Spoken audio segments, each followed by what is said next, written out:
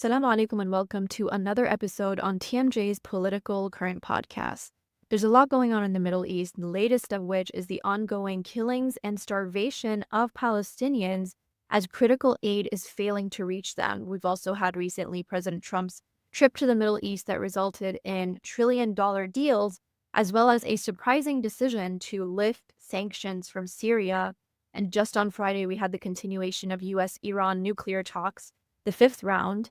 Today, I am joined by special guest Scott Ritter, who is a former UN weapons inspector, as well as a former United States Marine Corps intelligence officer. He's joining me to break down lots of what we're seeing on the news today, as well as what to expect moving forward.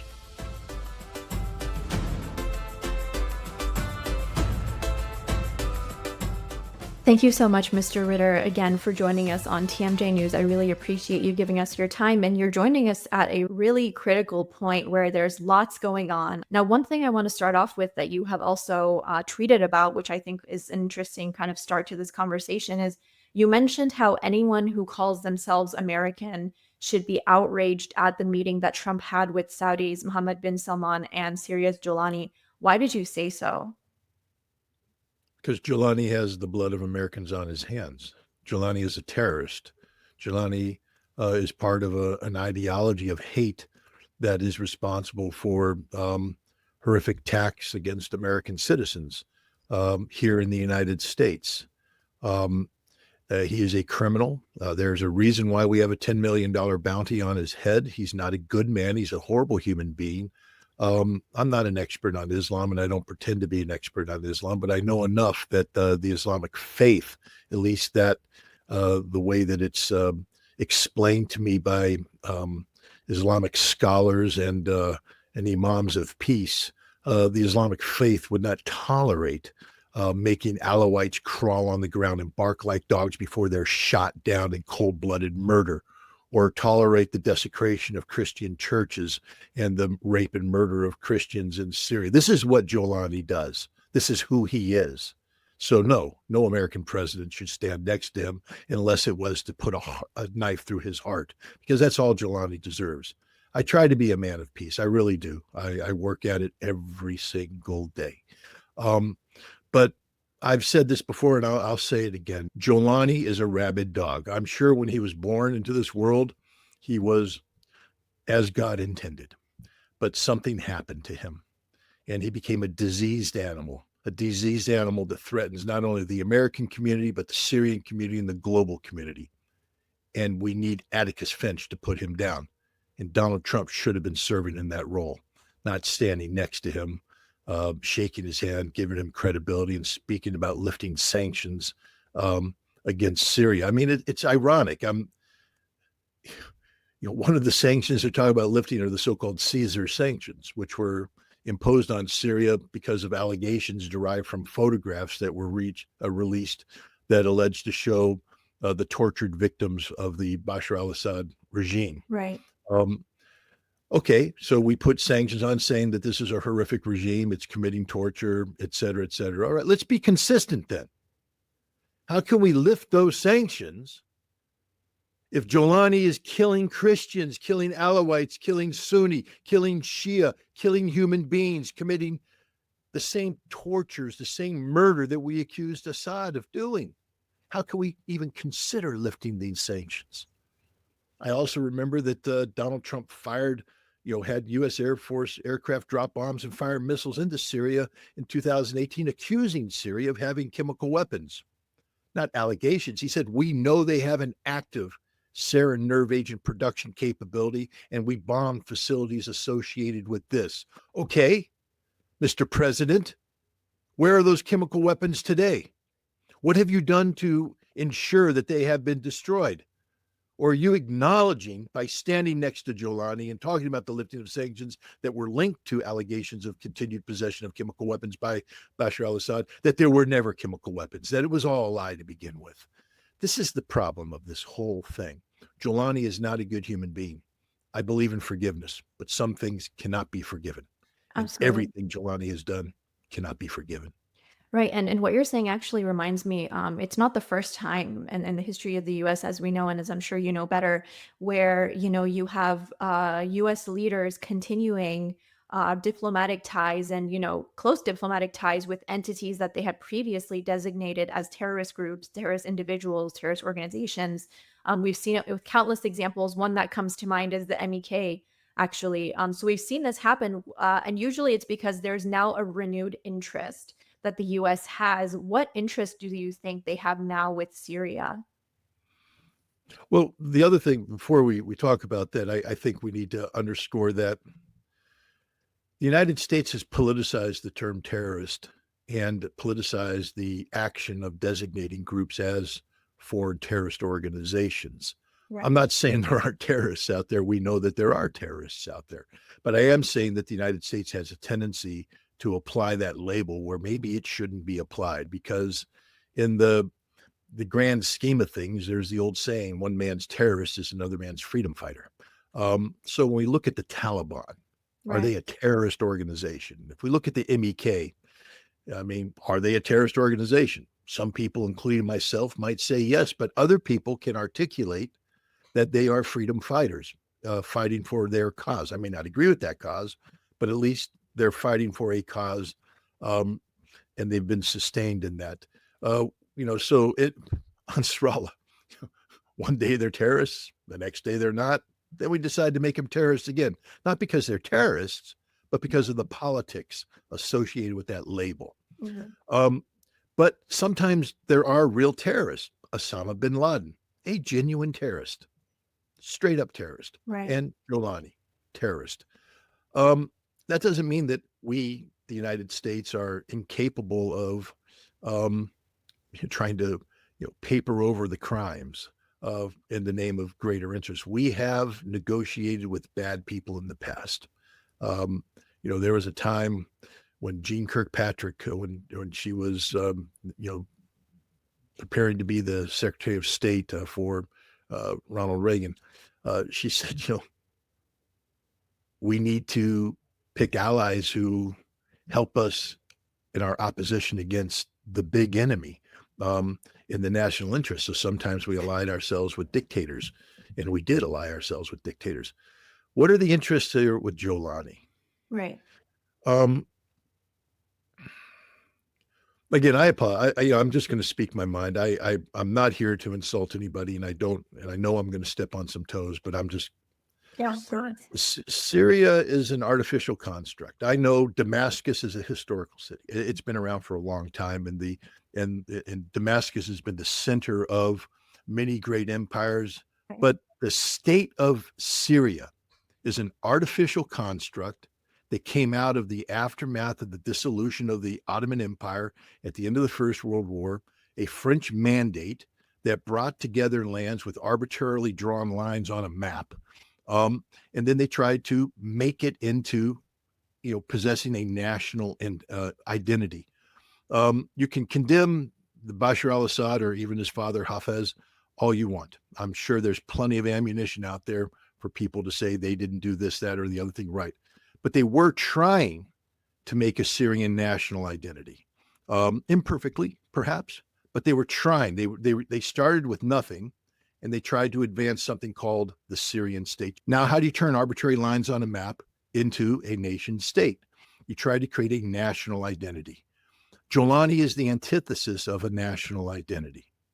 Jolani doesn't represent the Syrian nation. Jolani represents a perversion of Islam that speaks of a caliphate, that speaks of imposing Sharia law on a region, not because they are Syrians, but because they are an extreme expression of Sunni fundamentalism. Um, why is it in our interest to support this? It's literally not, unless you say America isn't doing this for America, but we're doing it for someone else, some other entity out there. And there comes the problem. We're Exactly. doing this for Israel. This is about Israel, about securing Israel's sense of belonging in the region, eliminating threats to Israel. And the United States has been cultivating, and here's the irony of all this man with the $10 million bounty on his head, this man with American blood on his hands, because he did fight as a resistance fighter, insurgent, whatever you want to call it, from 2003 to 2006, I believe, in Iraq. Right. But then he was captured. And the thing of it is, he was released. I think he was held prisoner for about 5 years, released around 2011. Um, Immediately, this man who we released because he said, well, he's not Iraqi, he's not a threat, suddenly is tapped by al-Zawahiri, the number 2 of al-Qaeda, to go to Syria and create this jihad against Bashar al-Assad. That's about the time that the Defense Intelligence Agency was starting to promulgate analysis that said that we need to support the black flag of Islam and make common cause with them in Syria to help bring down Bashar al-Assad. 2011, Right. Gaddafi, 2011, Timber Sycamore, the transfer of billions of dollars of Libyan weapons through Turkey into Syria, into the hands of al-Qaeda, of al-Nusra, of ISIS, to focused on bringing down Assad. This has been an American project. Jolani has been an American project for coming on, over a decade and a half. Yeah. This is the reality. And when I say an American project, understand we don't do anything in the Middle East without running it through our close friends, the Israelis. So this is an Israeli project.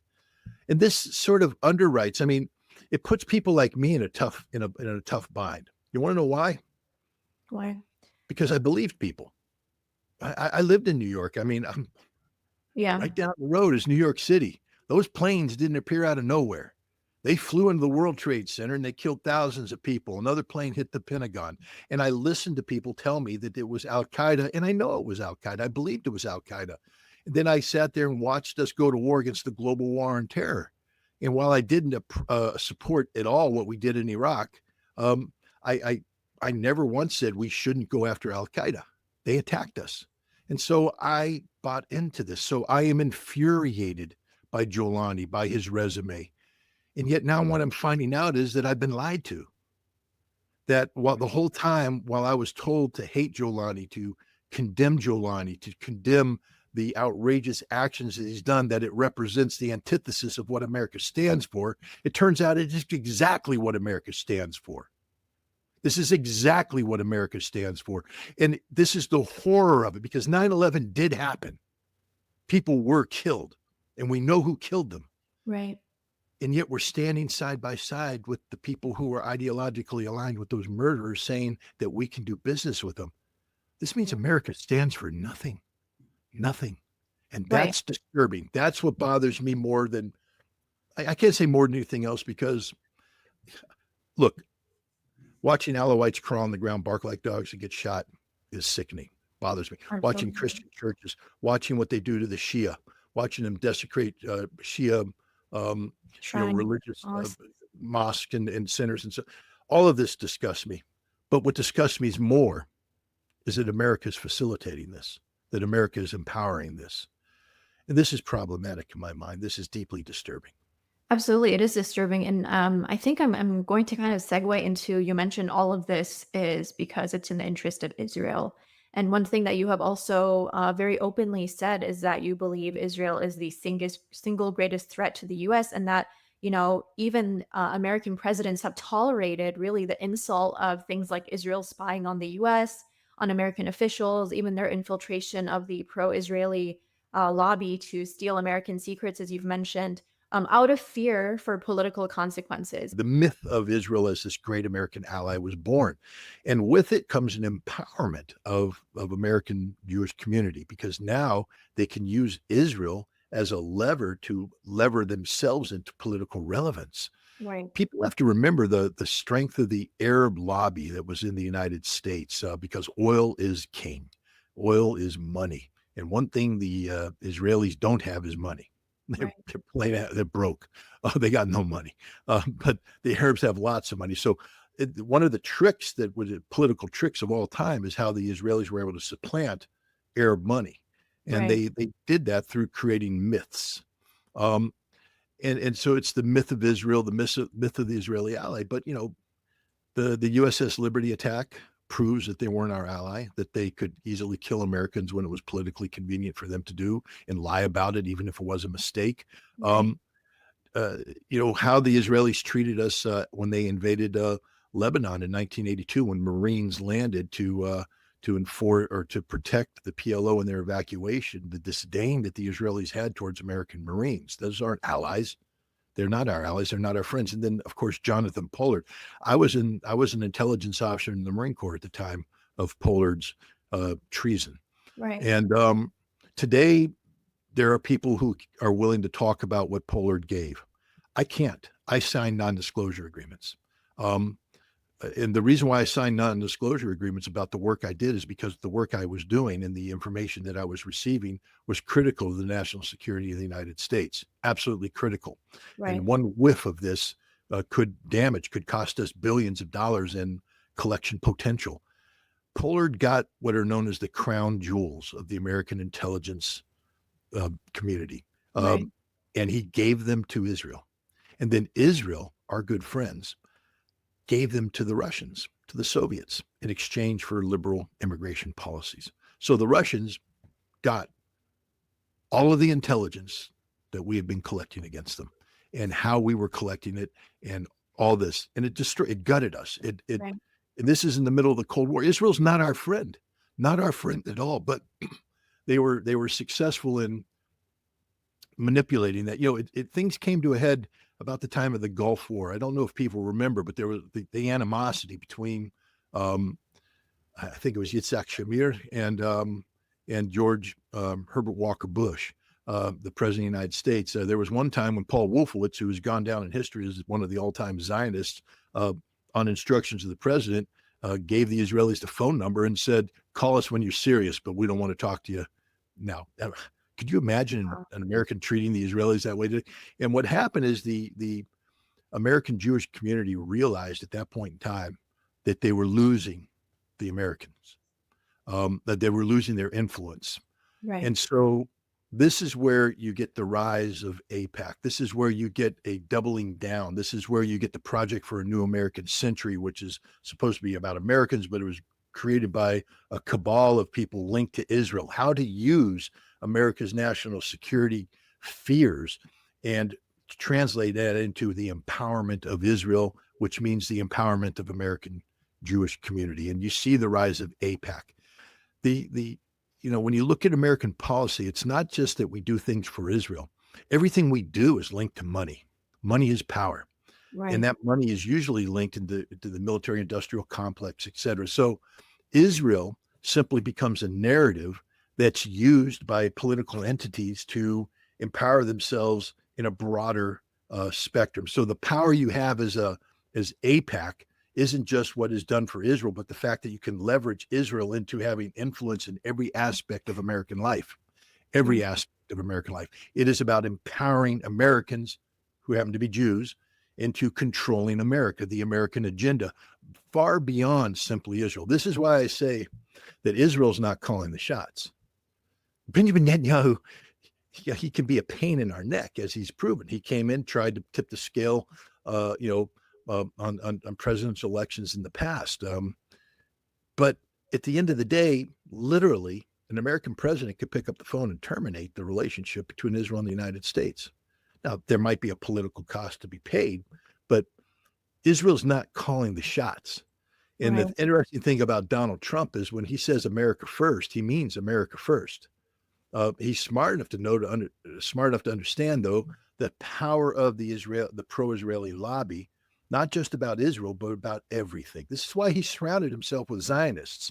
It's not about what he wants to accomplish with Israel.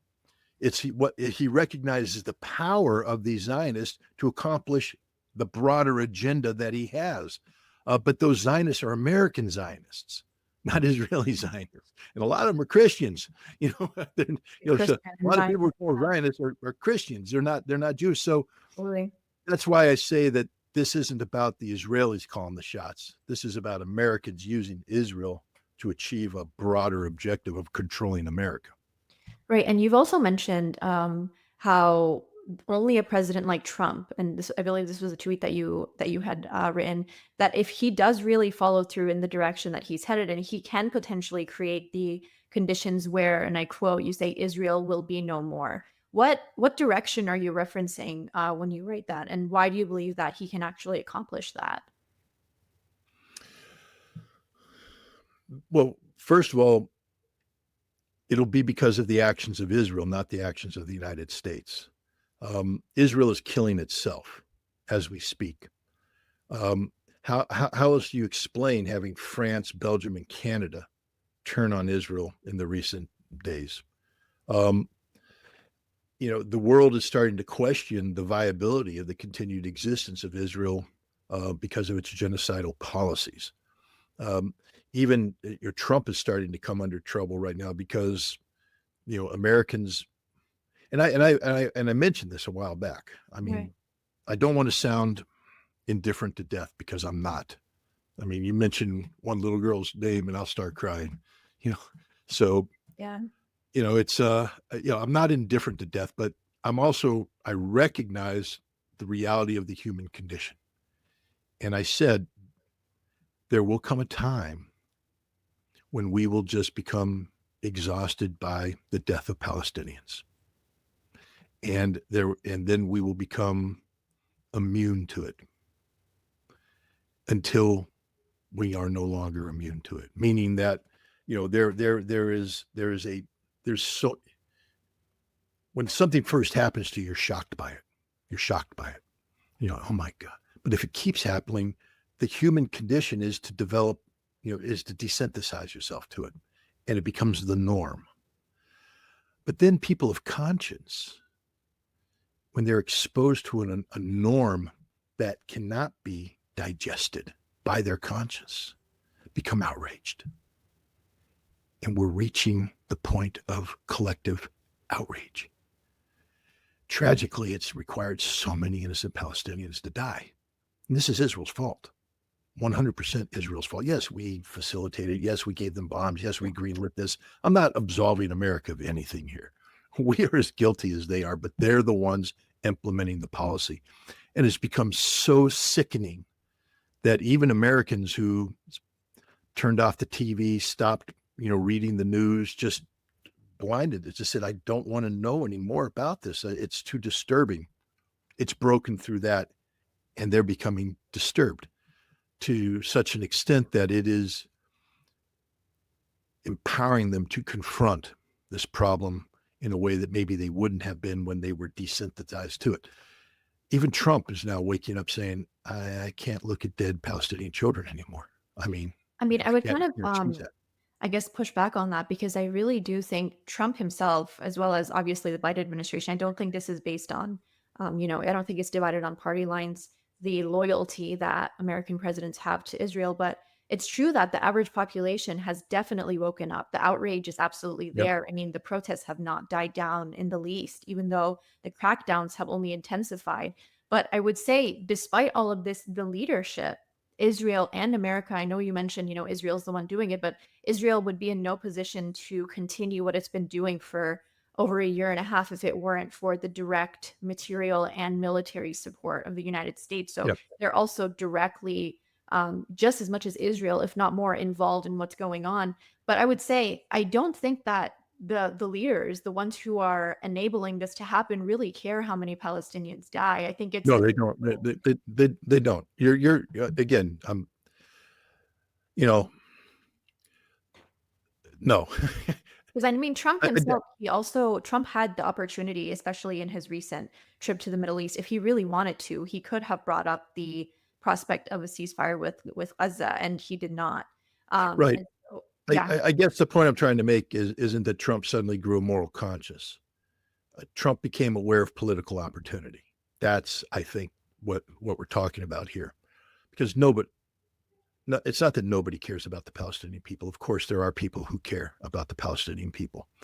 I care about them. I know my daughter who wears a keffiyeh and wore one when she graduated from Georgetown, even under threat of losing her degree, and has participated in these demonstrations and such.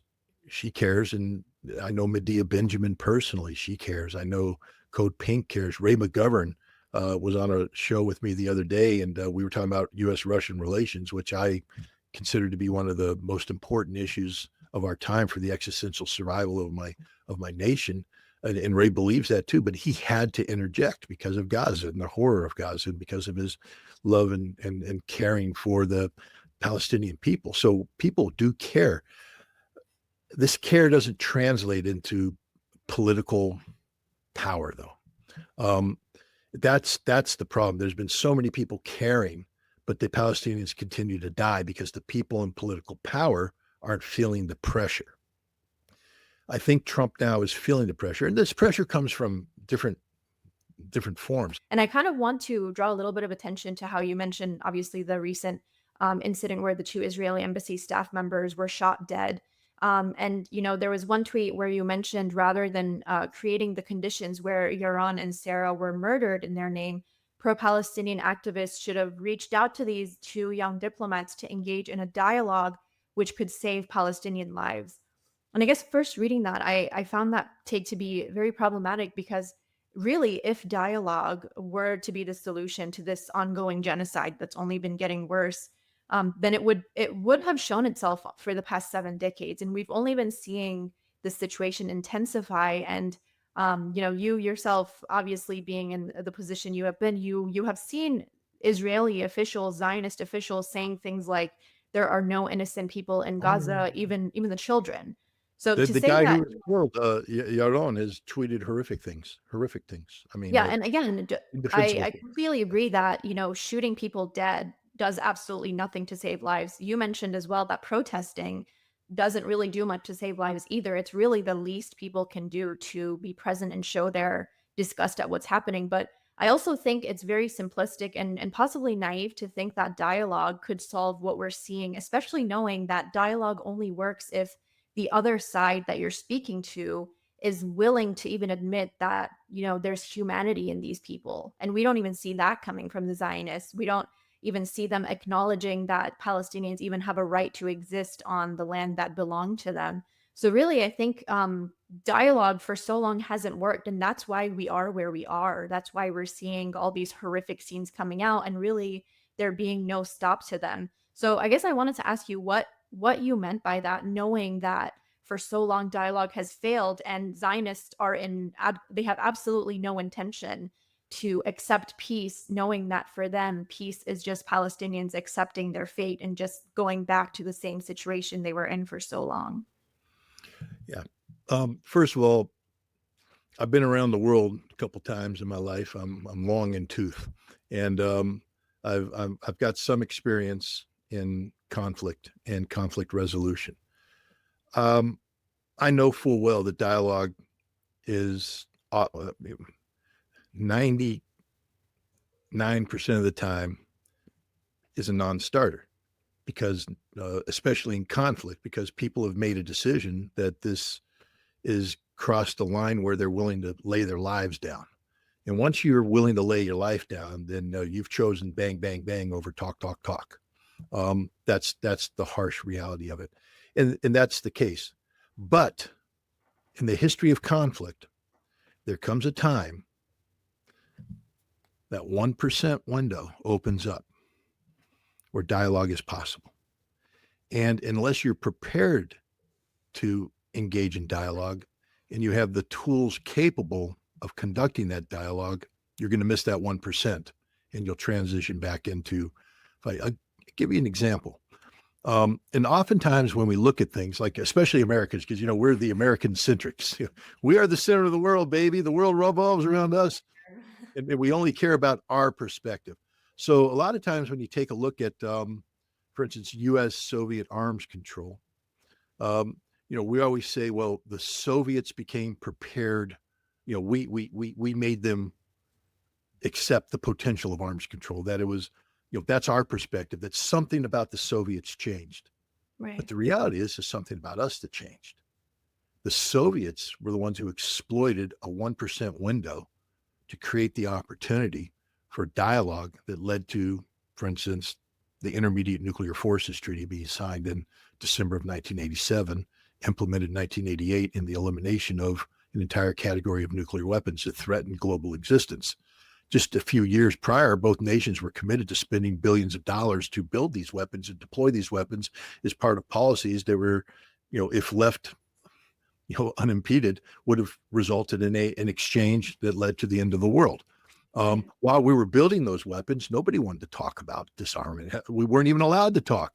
You might remember the history of that. Paul Nietzsche was the negotiator, and he went in his walk in the woods with his Soviet counterpart, but both sides, nobody was ready for that at that time. But you know what? Nietzsche and the guy talked. You see what I'm saying? They created a toolbox, a tool Right. set that eventually creates. So my feeling is that, and I have to say, I'm on the Palestinian issue. This is a new conversion to me. Would you allow me to walk myself through this? Because Yeah, of I'm course. being attacked vociferously, but I don't care. I mean, I do care, but I don't. I mean, I believe what I believe, and I believe what I believe because I believe it. Right. And people saying they oppose me or against me, but I think I do owe people not an explanation, but an accounting of how I got here. Okay. Um, I did a interview or a debate with Alan Dershowitz, who is a noted constitutional lawyer, but also a staunch supporter of Israel, a Zionist. And in preparing for that debate, because I'm a very combative person. I mean, you're seeing the good side of me, but I'm fully capable of just being a mean son of a gun. And I was sort of ready to do that. Right. And I did my due diligence. I watched several debates. I read several exchanges, and I had all the ammunition. I had my notes, all done up. I could sit there and rip them apart and I could have walked away from that debate a hero in the Middle East, and especially in the pro-Palestine. Hey, Scott Ritter is great. Awesome, dude. Way to go. You rock, buddy. You rock. Right. And then I said, okay, but then what does that achieve? What did I accomplish? I have a unique opportunity here to have a engagement with Alan Dershowitz. What do I achieve by replicating what other people have done? Turn it into a shouting match, recrimination, and all that. Because I looked at each one of those debates, and I honestly did this. I looked at each debate, and then I looked at the death toll of Palestinians. And I said, how did that debate help the Palestinian people? How did it help their cause? And the answer is it didn't at all. Didn't at all. Didn't help them at all. Now, I've also studied Alan Dershowitz's non-Israeli writings, when he writes about the Constitution, when he writes about, this is a man who was involved in the Innocence Project. He's a guy that helped bring DNA evidence into light to free innocent people from jail. Okay. I mean, that's a different side of him, right? We don't talk about that. We don't talk about the fact that he's a human being who understands the difference between right and wrong, and that there's compassion in his heart. So the question is, how can I touch that compassion in a way that promotes something different, a different outcome? Okay. Because the goal here should always be to do something to help the Palestinian people. What will advance their cause? Or if you can't advance their cause, can you save a life? Can you save some lives? Can you do something to improve the lives? So I thought that by having this conversation with Alan, even though we disagreed, that turn it into an exchange of ideas that isn't as rewarding viscerally for the pro-Palestinian audience, because they're like, you're giving them credibility, you're giving them this, you're giving them that. No, I'm not. He has his words, I have my words. I'm not saying that I was the perfect foil for the Palestinian cause. Maybe the people out there that could have explained the Nakba 20 times better than me. Of course they can. There's people that can explain many aspects of the Palestinian situation and the history of the crimes committed against Palestine better than me. But they would not have furthered the possibility of dialogue. And what came out of this was Alan Dershowitz himself acknowledging the possibility of dialogue, saying, we had an exchange here that was respectful, that even though we disagreed, we found some points of common cause that were based on a shared humanity, shared compassion. And I walked away from that saying, there's a potential here, a potential to begin a dialogue, not because Alan Dershowitz is going to change what he believes in or anything. But at some point in time, the situation on the ground in Israel is going to deteriorate to the point where that 1% window is going to open and the Israelis will be ready for dialogue. And the question is, are we ready for that? And the other thing is, it's not just dialogue with the Israelis that we should be seeking. We have a government right now that is dead set against the Palestinian cause, straight up dead set against it. But Right. politics rears its ugly head now and then. And oftentimes, because of political realities, politicians are compelled to say, we got to do something different. And the moment they say we got to do something different, we have to be open up to new ideas. Who among us is ready to engage? If we haven't built the toolbox, if we haven't established the connectivity there. And so that's what because I look at this, you don't need me on the street demonstrating. Okay. You've got plenty of people out there who demonstrate and they're far better at than me. You don't need me doing a whole bunch of other stuff. So my question, when Ray McGovern challenged me on on Trump Watch, I felt chastised, to be honest, because he was like, "We really have to do something," and I'm like, "Well, what can I do?" And Right. I spent a lot of time thinking about it, and I said, what if I could have saved Henry Rajab? Would that have been a victory? Yeah. Absolutely. What if I could save one Palestinian child or mother? What if by having a dialogue with somebody, I could influence the situation so that doctors were able to treat patients, food was able. Now, I'm not going to solve this problem. I can't solve this problem. But what I can do is create a process of connectivity that could save a life, that could make the conditions better for some people. And in doing so, create that connectivity of dialogue so that when that 1% window opens up, they're ready to do it. They're ready to act. If it weren't for Paul Nietzsche marching in the woods with his counterpart, we may not have gotten the INF Treaty. That action, even though we're shut down by both sides, just said, we don't want this. That action created a toolbox, a tool set, the potential, the possibility. So that's what I'm doing. Is it popular? Hell no. Excuse my language. I look at my Twitter following, and I know that I've really touched a lot of nerves because it's just like down. I'm like, well, And I'm again, really, I would say it's not that I do agree with you. I think dialogue in itself is a very useful tool. In fact, we've seen since the beginning of, and we've seen it more since October 7th because there's just been such an influx of information on social media and otherwise, like people not just taking part in protests, but we have so many people who are also engaging in things like street theater and workshops, setting up like so many different like stations to just educate people on what's happening and have that conversation.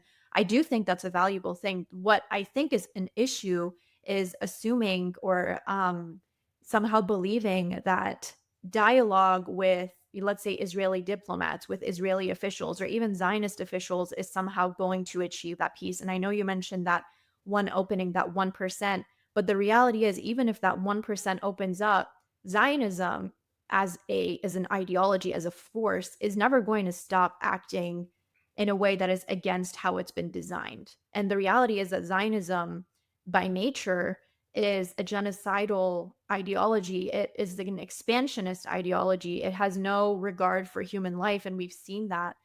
They've had so many chances to really take criticism and stop killing, really. And we're seeing all of this continue because despite the multitudes of people that have come out and called for peace and called for even dialogue, so many people have thought of that as well, but there's just never an intention but the to thought bring of it or acted on it, there's two different exactly things. Have they thought of acted? acted on it in dialogue with Zionists. Is that what you're saying? Yeah. I mean, dialogue, the thing is, let's take, for example, the two-state solution.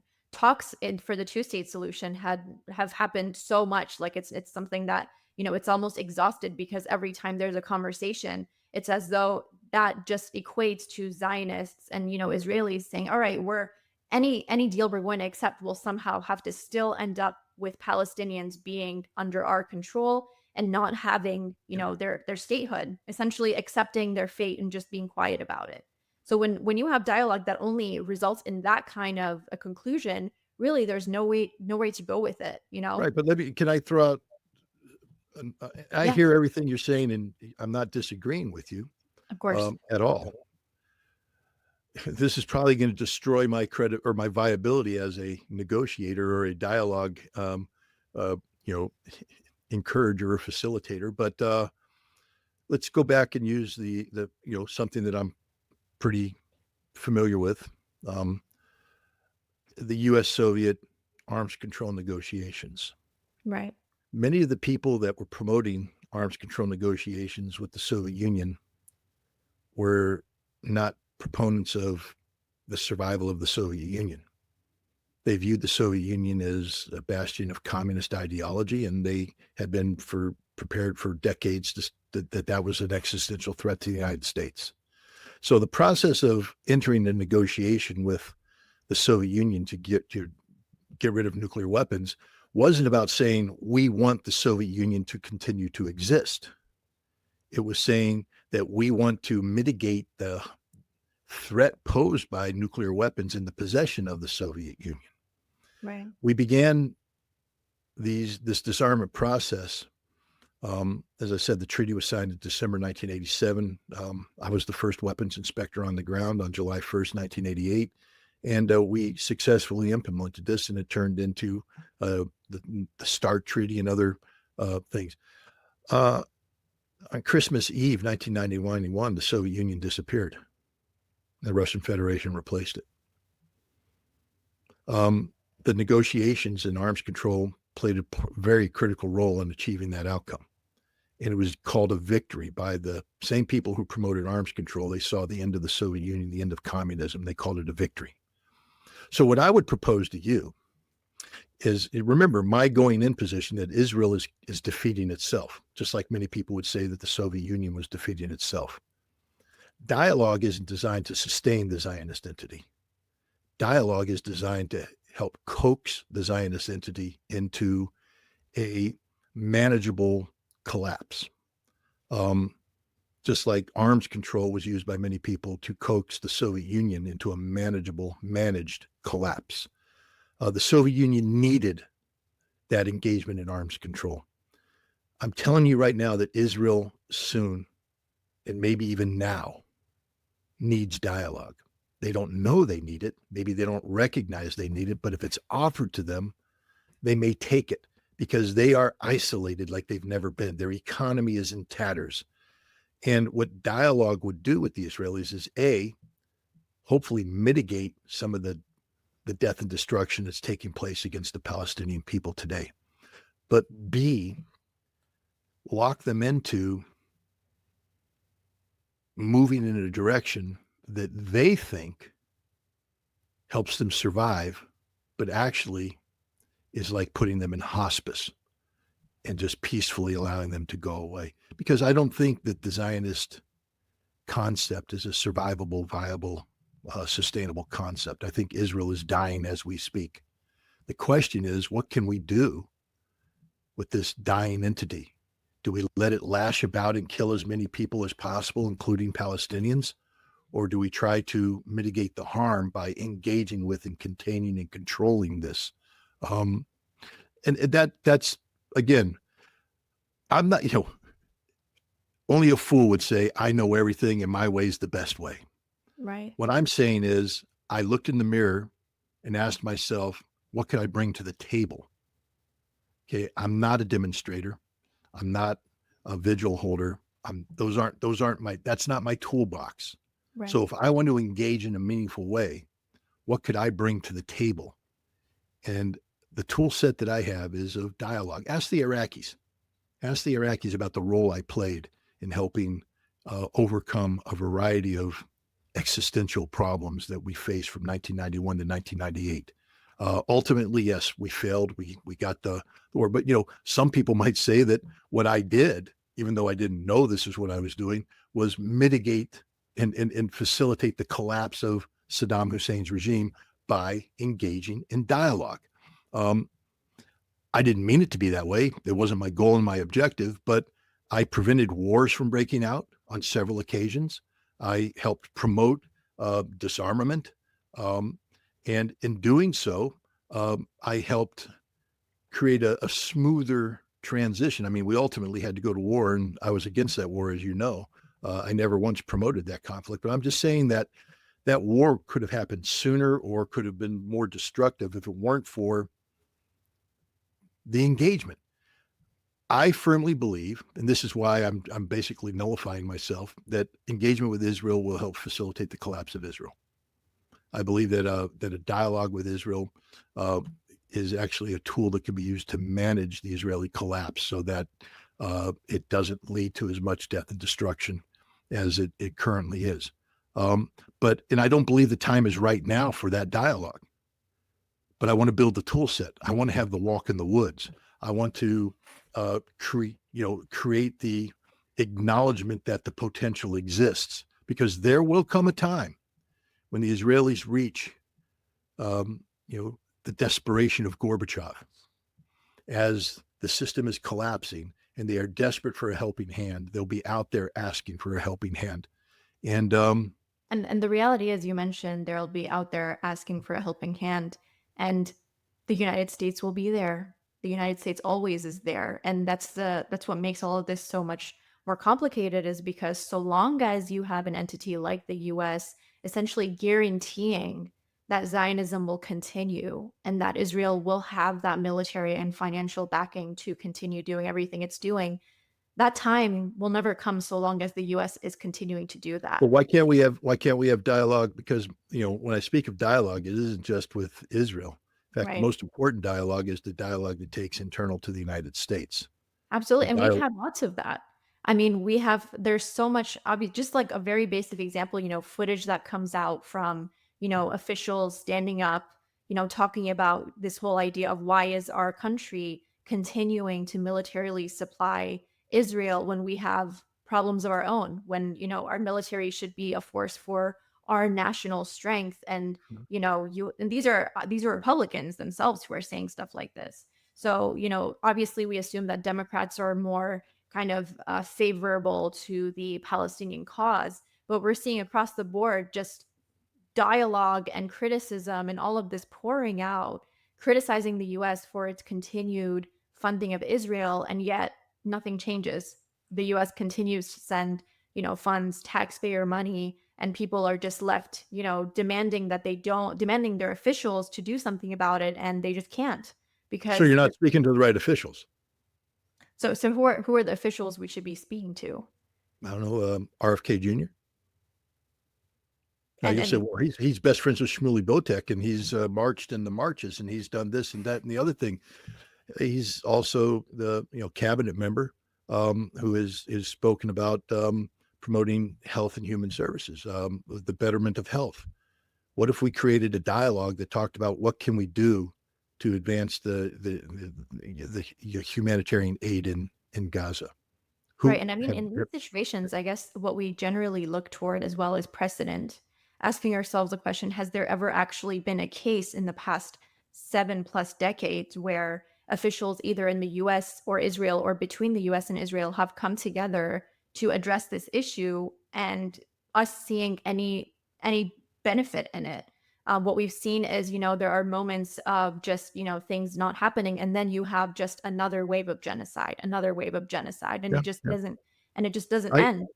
I'm Yeah. not disagreeing with anything you say, and Yeah, and I understand that, I'm and I not know trying you. to Oh, minimize the frustration you feel. I'm a solution oriented person. I'm trying to find a solution. What I'll say is this: one of the reasons why I mentioned RFK Jr.'s name is that I had great success in engaging with him on the Russia Ukraine issue. right. And over the course of many months and many conversations, he actually was in a position where he intervened with the Trump administration to achieve a major policy shift that could lead to prevention of nuclear war and the potential of peace. Um, that's a dialogue that many people would have said, "Don't do it. Don't engage. Don't because why would you want to do that? Because you've got to start talking. I'm not saying that this would be the thing. Maybe there's other people we could talk to as well in the administration. And again, you don't go in with them with the solution. You don't say, "Oh, your job is to solve."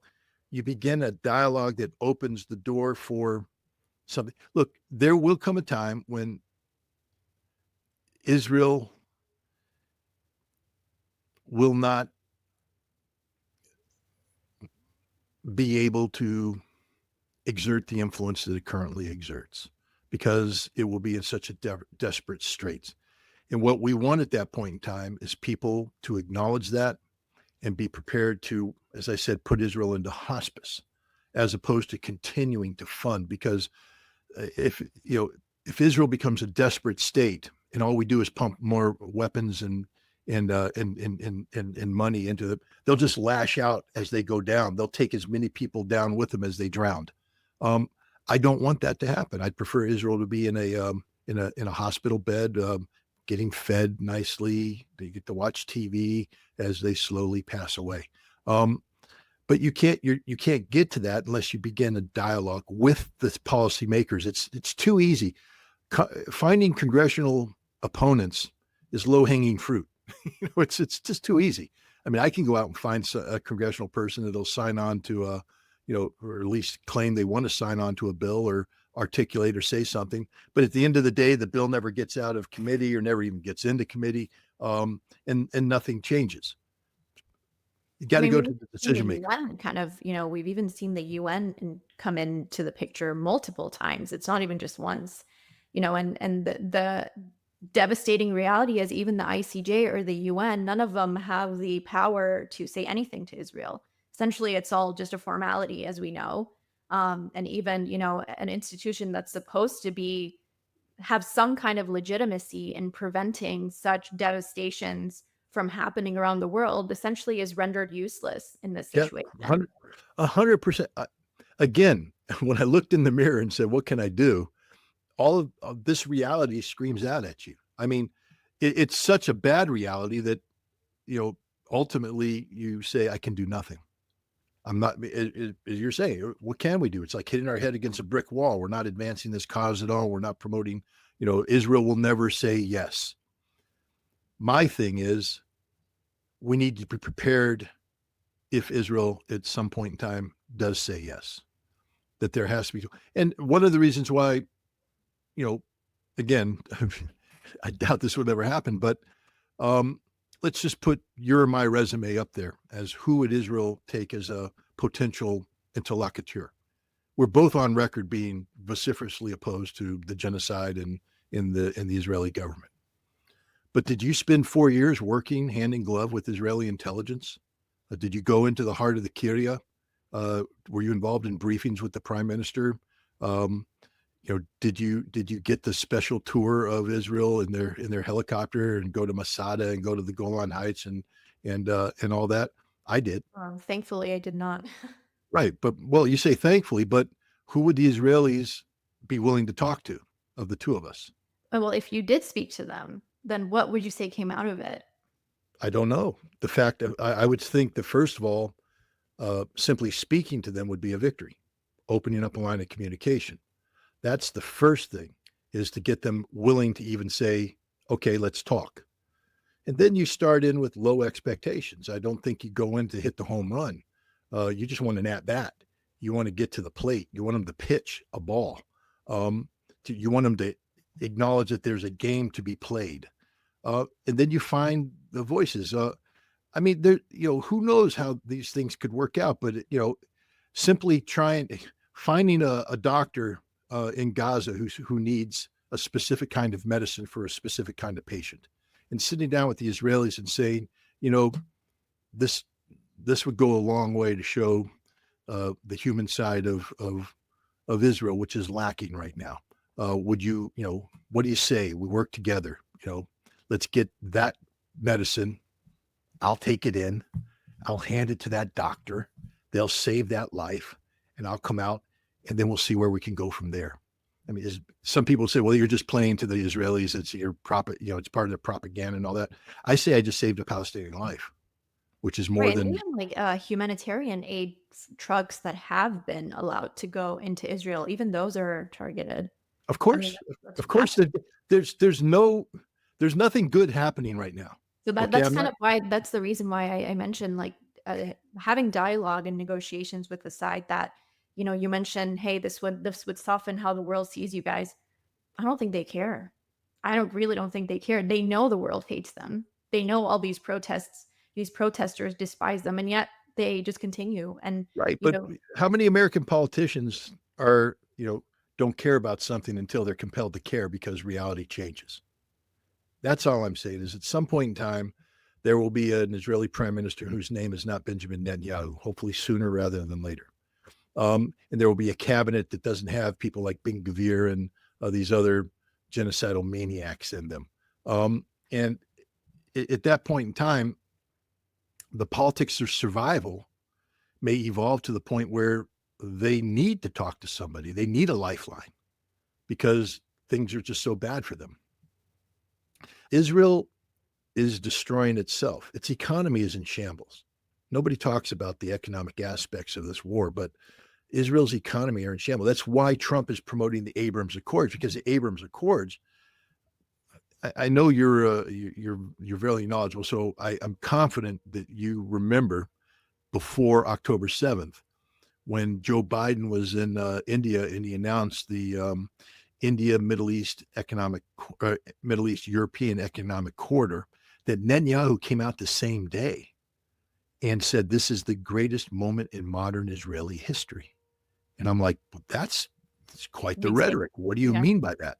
And he meant it because he said this will propel us from being this isolated nation that is dependent upon, economic and military and political support into a nation standing on its own feet as part of a regional economic complex where we take the lead, where we are at the heart of this. This will turn Israel into a legitimately viable, economically viable, socially viable um, member of the national, the global community of nations. That's what Israel what it wants. Yeah, recognizes has to happen for its survival. exactly. And today it's the opposite. They went in the exact opposite trajectory. Their economy is isolated. Nobody's investing. Everybody condemns them. They aren't part of the international community. They're an isolated nation, has one friend and one friend only, and we're not even that good of a friend anymore. Um, so they're going downhill. In the case of Syria, I think it could also, a lot of what we're hearing as well is that there was definitely a deep Israeli influence as well there, especially knowing that, Israel has already occupied parts of the country with Syria essentially having no say in that process, not even pushing back. And many Yeah. are saying that even that has been kind of an orchestrated event for this larger, greater Israel plan. What are your thoughts on that? First of all, when we talk about this larger, greater Israel plan, the way it's often sold is this is an evil Zionist scheme that's been hatched in Jerusalem and Tel Aviv by the evil, Zionists. And I'm not saying they're not evil, and I'm not saying a scheme wasn't hatched, but let's look at what was happening in Syria. Are we denying, therefore, the Turkish involvement?